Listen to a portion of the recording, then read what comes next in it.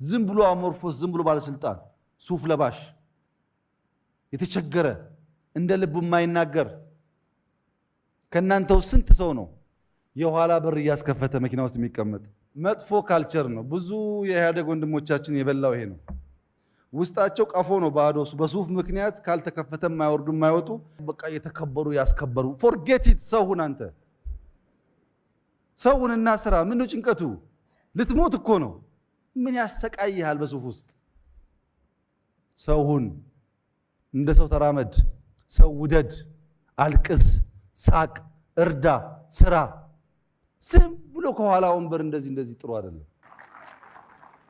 የኋላ ወንበር በሽታ ከናንተ ውስጥ ተነቅሎ ሲወጣ ሰው መሆናችሁን ስታቁ ያ ሾፌር ያ አጃቢ አንድ ቀን ከሞት ሲያድንህ ሰው እንደሆነ ይገባሃል። ሰው ሁን። በጣም የምትወጠሩ ሰዎች ሰው ሁኑ። ደግሞ የሚያስወጥር ስራ ሰርታችሁ ቢሆን ባልከፋ እኮ ነው። ሰው ሁኑ። እውነቴን ነው። በጣም ከሚያሳዝኑኝ ሰዎች በኋላ ወንበር የሚመጡ ሰዎች ናቸው። አትሰቃይ፣ ሰው ሁን።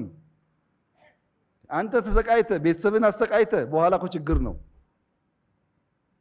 ስታስከፍት ያየ ልጅ ምን እንደሚያምረው አስብ። አዳዲሶች መከራ እንዳትበሉ ባካችሁ። በር አታስከፍቱ፣ ከፍታችሁ ግቡ። የመጨረሻው ሐሳብ መቀበልና መቆም ነው። እያንዳንዱ የብልጽግና አመራር፣ እያንዳንዱ የኢትዮጵያን ብልጽግና የኢትዮጵያን ለውጥ የሚፈልግ መሪ ብዝሃነትን ይቀበል። የሃይማኖት፣ የጾታ፣ የብሔር፣ የባህል ልዩ ልዩ መልክና ቅርጽ እንዳለን የሚቀበል መሆን አለበት። የግድ ነው። አብረን በሰላም መኖር የምንችለው ብዝሃነትን ስንቀበል